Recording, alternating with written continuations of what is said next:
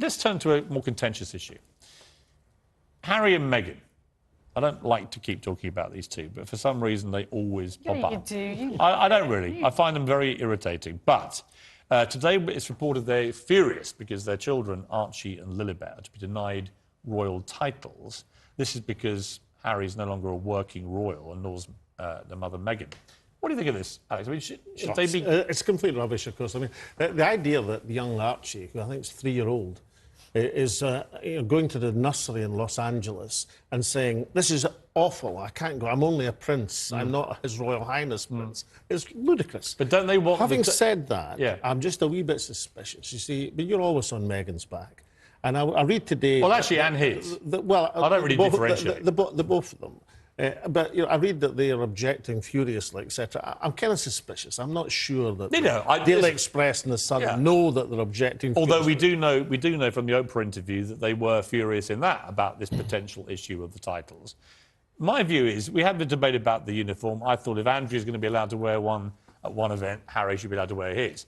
However, on the titles, you can't have your royal cake and eat it, can you, Isabel? I mean, if you leave Britain and royal duty, then your kids don't get to be HRH. Sorry. I think they're extremely lucky that their children are going to be prince and princess. Right. I was quite surprised to read that. And I don't know whether that's because you can't take that away. Is it impossible to take it away? But I think that they should be extremely grateful that they've got that and just...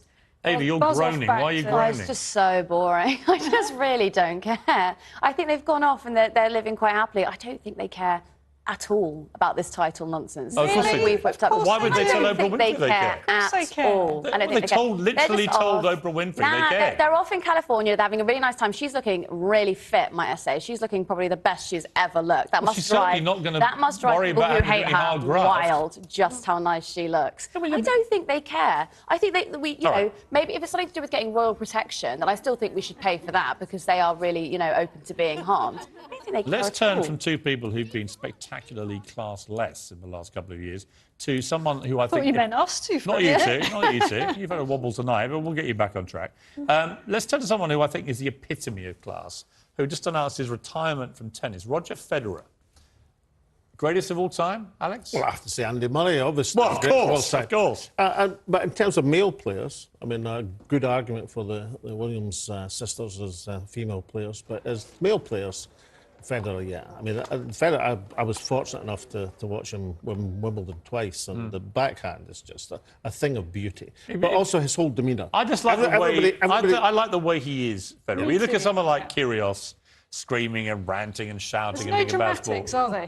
I like him as well. Well, yeah, look, they're good to watch, the bad boys, aren't they? Like McEnroe and stuff. Yeah, but there's something about Federer which is the epitome of class, I think. He's a really good role model, and maybe that's a bit boring. I don't know, but you know they've got this huge charitable foundation, don't they? He doesn't do any of the theatrics, any of the ridiculous faces, any of the attention-seeking. He just plays tennis brilliantly, and that's his job. There's a very nice tribute to him from Rafa Nadal, his great rival, wishing him all the very best in retirement. You have any thoughts, Ava? I know you know nothing about tennis. Cracking other than you get lots of calves, champagne when you go and watch it. Cracking calves. Cracking calves. That's all I know about him.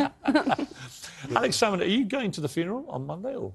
Well, I haven't received an invitation. If I get one, I'll go. Although, to be fair, I was at the service at St Giles, so I was able to pay my respects there.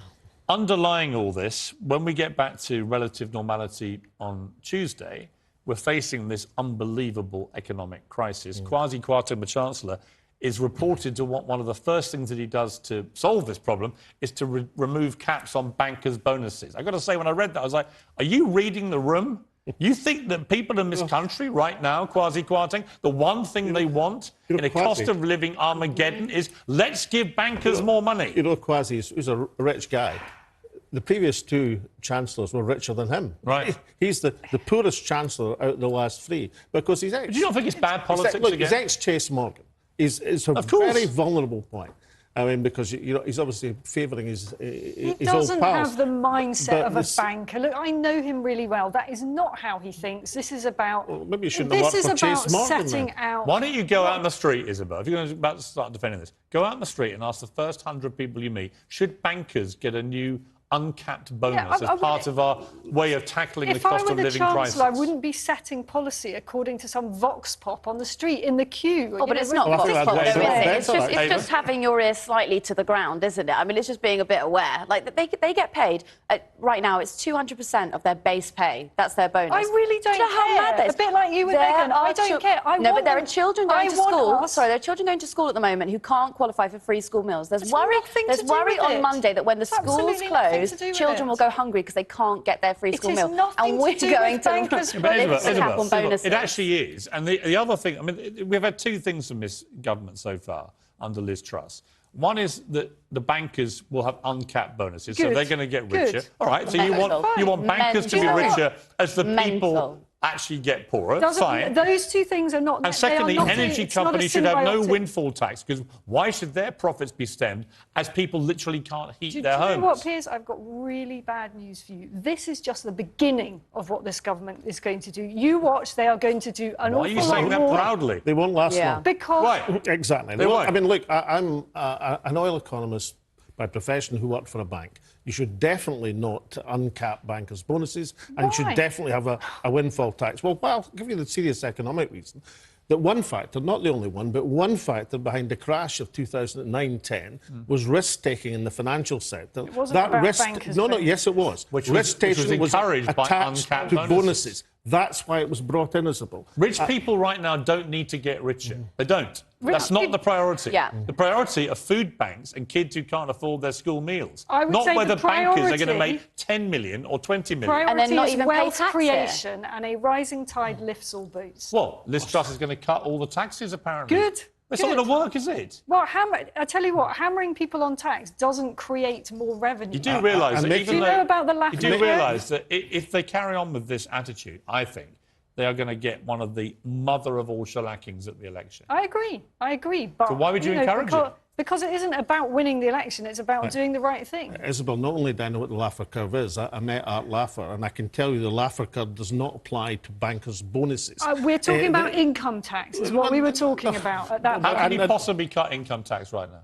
I'm not cutting income tax right now, but so what taxes will she cut? I imagine that they will go down the route of that. Later on, they will probably cut top rate of tax because it doesn't actually generate anything. All it does is send out the wrong message. You know what they should do? She keeps pretending... By the way, I don't know this, I'm just saying they will probably do that. Liz Truss keeps pretending to be the new Maggie Thatcher. She should go and study what Maggie Thatcher did when she came to power. She inherited a very bad economy, and she put up some taxation. And had a windfall tax on oil companies. And had a windfall tax on oil companies. And then when she stabilised the economy, then she cut income tax and other taxes. That's what the great heroine of the Conservative Party did. And this version the Tory Party doesn't seem to know her history. Anyway, no. Thank you to my pack. Great to see you all. Such lively form. I appreciate it.